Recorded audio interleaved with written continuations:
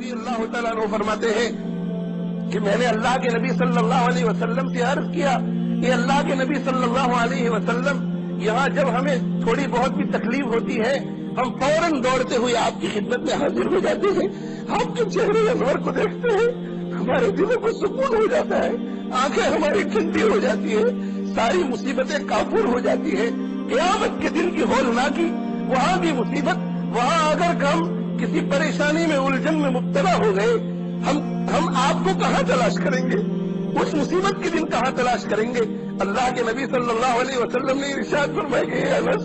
اگر تم مجھے قیامت کے دن تلاش کرنا چاہو تو تم حوض کوثر کے پاس آنا، اس لیے کہ میری امت کے افراد پیاسے تڑپتے ہوئے میرے پاس آ رہے ہوں گے اور میں حوض کوثر سے ان کی پیاس کو بجھا رہا ہوں گا۔ اے انس، اگر تم حوض کوثر کے پاس جاؤ اور مجھے نہ پاؤ تو پھر تم میزان پر آنا، جہاں میری امت کے نامے اعمال تولے جا رہے ہوں گے۔ میں جہاں کہیں دیکھوں گا کہ میری امت کے کسی گنہگار کا بائیں طرف والا پلڑا جھک رہا ہے تو دائیں طرف والے پلڑے میں اپنا ہاتھ رکھ کر اسے جھکا رہا ہوں گا۔ اور اے انس، اگر تم مجھے وہاں بھی نہ پاؤ،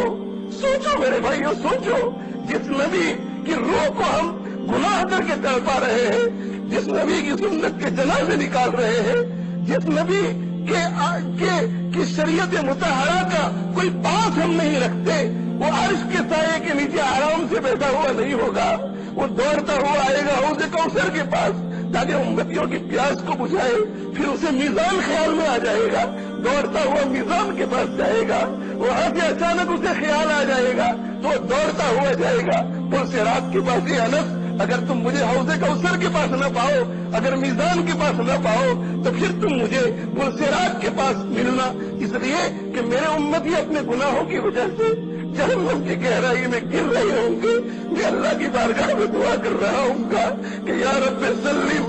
یا رب سلم، یا رب سلم، اے اللہ میرے امتی کو پل صراط سے پار کر کے جنت میں داخل فرما دے۔ یہ کتنا شفیق نبی، کتنا رحیم نبی، اسی نبی کی روح کو میرے بھائیوں آپ تڑپا رہے ہیں۔ بیوی کو خوش کرنے کے لیے، ماں باپ کو خوش کرنے کے لیے، دوستوں کو خوش کرنے کے لیے، ہمارے رذیل نفس کو خوش کرنے کے لیے، ہمارے دشمن شیطان کو خوش کرنے کے لیے اگر ہم تڑپاتے ہیں تو ہمارے محبوب پیغمبر کو تڑپاتے ہیں، محسن اعظم کو تڑپاتے ہیں۔ میرے بھائیوں سوچو کتنی نے کیا ہے اللہ کے نبی کی شفاعت کے بغیر قیامت کے دن کیسے کامیابی ہوگی؟ اگر اس نبی کو تڑپاتے رہے تو کس منہ کو لے کر اس نبی کے پاس جاؤ گے؟ تو ہوا کرو اسی مجلس سے بیٹھ کر، اسی مجلس سے بیٹھ کر دعا کرو اور اللہ تعالیٰ سے مانگو،